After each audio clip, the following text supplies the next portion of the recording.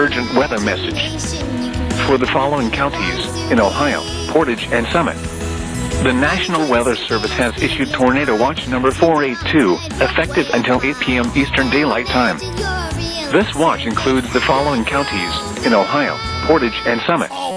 Remember, a tornado watch means the conditions are favorable for the development of severe weather, including tornadoes, large hail and damaging winds, in and close to the watch area. While severe weather may not be imminent, persons should remain alert for rapidly changing weather conditions and listen for later statements and possible warnings. Stay tuned to NOAA weather radio, commercial radio and television outlets, or internet sources for the latest severe weather information. Repeating, Tornado Watch number 482 has been issued until 8 p.m. Eastern Daylight Time for the following counties in Ohio, Portage and Summit. Paleontology is the study of ancient life, not just dinosaurs, but all life.